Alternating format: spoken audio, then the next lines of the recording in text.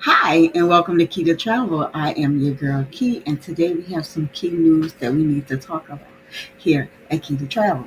Now, I haven't done a key news in a while, but for people that have visited me before and have seen my key news, please make sure you like and comment and subscribe if these are the type of videos you like from Key to Travel. But today's news is going to be very simple and to the point. We're talking about Spirit Airlines. And if y'all don't know, Spirit Airlines is one of my favorite carriers because yes, it is a low budget carrier. However, you can use the tiers that can get you to the first class where um, you can get all the perks and benefits as any other airline. Now, this news today is bringing us to Spirit bankruptcy filing. This is second Spirit bankruptcy filing in less than 2 years. The airlines first entered into bankruptcy in November 2025 and emerged in March 2025, but continued financial struggles. In August 29th of 2025, they went ahead and went into a Chapter 11 bankruptcy. This continued this their continued operations for now, but they have suspended 11 cities for service. So 11 cities will not get Spirit Airlines services at this time. With that being said, I'm going to go ahead and read to you the cities that Spirit Airlines will not be servicing for the coming year.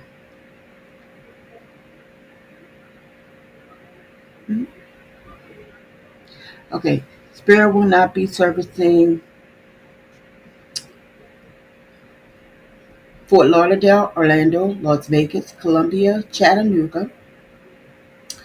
Um, the strongholds like these are going to hurt Spirit Airlines because Spirit Airlines has been dealing with these particular places for a long time. So those destinations will not be on Spirit's upcoming slash list. So yeah, y'all stay tuned for that and keep your eyes open, especially if you have future travel with Spirit Airlines. Now, starting as November 1st, 270 of their pilots are being furloughed. And for you that don't know what furlough means, that means they will be no longer having a job. That's not a typo. Yes, it is third time since September 24th that Spirit has slashed the cockpit. They rather cut the pilots than cut the fluff. Okay? Because that's where the majority of the money goes. 200 pilots gone last fall. 330 pilots gone in January. Now another 270 pilots will be gone as of November 1st. So look forward to delays. Look forward to pilots overworked. Look forward to pilots working, um, can't work certain flights. So y'all be prepared for those delays coming real soon. Transition Spirit is still bleeding cash, still fighting the market, and still shrinking faster than your leg room on row 32. Now they wrong for that. The airline message is we're taking necessary steps to return to priority. We're sorry, but we don't see another way. So they have looked over all the ways that they can actually change to get this a better situation for Spirit so Spirit can get back and up and running. Now, some people are saying with these cuts and slashes that Spirit is doing, it's going to um, stop the low budget carriers all around, and there will no such thing as having a low budget carrier because they're going to run them all out of business. Now, before I give my take on that, Spirit Airline canceled the 11 cities, and I'm going to go ahead and read all the 11 cities for y'all. I just gave you a brief overview, but the 11 cities has come out now. It has, breaking news came out. Albuquerque will no longer have Spirit.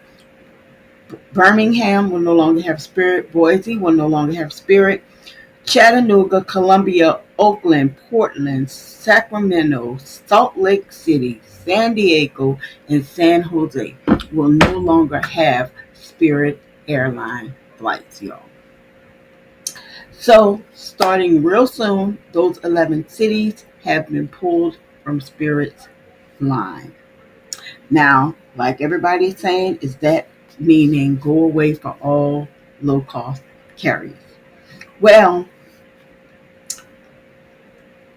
United Airlines said, not too fast, not too fast. They are willing to start a low fare for consumers to come aboard with the United experience. Well, once United CEO didn't hold back, Spirit customers dislike the airline and don't want to fly, is what United had to tell Spirit. But Spirit, the underdog, bites back and says United wants to kill low fares. They just using that tagline, but they want to kill low fares because they want to take all the business for themselves. So look like United and Spirit is going head to head. And with that being said, y'all go ahead and check out my last video where I compared United's first class to Spirit's first class. And y'all see for yourself which way or which, if you believe that the low carriers will be a thing of the past real soon. I don't know. I like the low carrier fares. I also like the bigger carriers. Just depends on where I'm going. If it's a short, quick trip, you can either find low fares for $79, which are big ones like Big D, which is Delta, like $79 to $69, depending on where you're going. So with that being said, if you know you're going out of the country, you're probably going to fly your big carriers. So those small carriers are cute for a little quick weekend getaway that some people actually need. So with that being said, I hope Spirit gets it together, figure out the bluff, figure out the problem so we can keep those lower fares. There also is JetBlue and Frontier.